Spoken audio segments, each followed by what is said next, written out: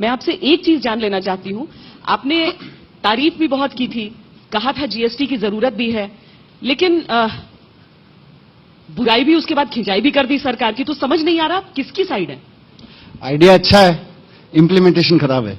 मैं आइडिया की साइड हूं, इंप्लीमेंटेशन के खिलाफ हूं।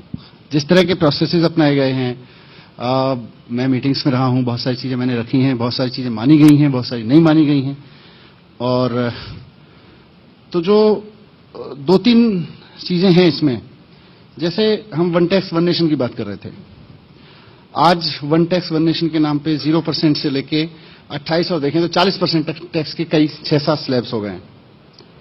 ठीक है, भारत बहुत बड़ा देश है, इकोनॉमी बहुत डाइवर्सिफाइड है, आप हमेशा वन टैक्स वन नेशन के आइडिया से मतलब इतना स्ट्रिक्ट होकर मैरी नहीं कर सकते, लेकिन आपको ये भी देखने की जरूरत है कि 28% टैक्स चाय में डिबो के खाने वाले बिस्किट पे कौन दे पाएगा?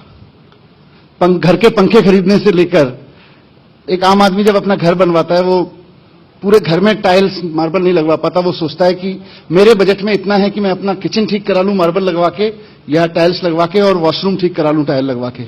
वहां पे उसको जब वो मार्केट में जाएगा 10,000 रुपए की टाइल खरीदने, दुकानदार उससे पूछेगा साहब 10,000 रुपए की कॉस्ट है और 28% टैक्स लगा के करीब 13,000 रुपए का पड़ेगा। वो बोलेगा बिना टैक्स के दे सकते हो क्या?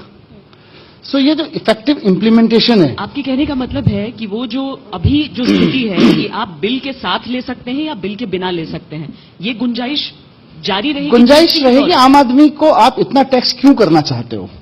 जीएसटी इस देश के लिए बड़ा टैक्स रिफॉर्म है या इस देश की सरकारों की आमदनी बढ़ाने का टैक्स रिफॉर्म है? पहले यह तय करना पड़ेगा। अभी क्या दिख रहा है आपको? अभी तो मुझे लगता है सारा फोकस सरकार की आमदनी बढ़ाने पे, जो बढ़ेगी नहीं। I can foresee.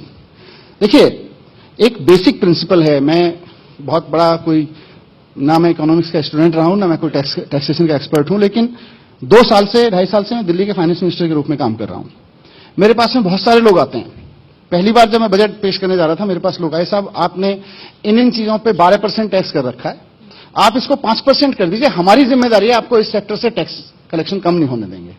तो 2-3 आइटम्स पे हमने उनके प्रॉमिस पे यकीन करके टैक्स कम कर दिया, 5% कर दिया, 12% से सीधे।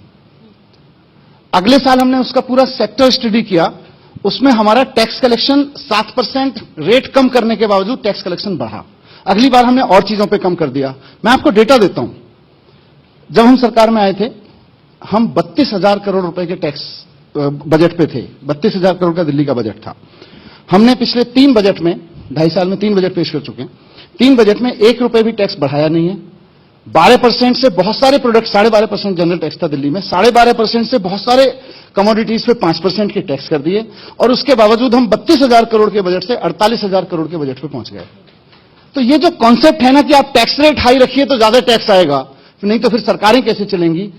मैं कहता हूं आप लोगों के घरों की चिंता करिए, लोगों के घर कैसे चलेंगे? लोगों के घर अगर ठीक से चलते रहे तो सरकारें भी चल जाएंगी।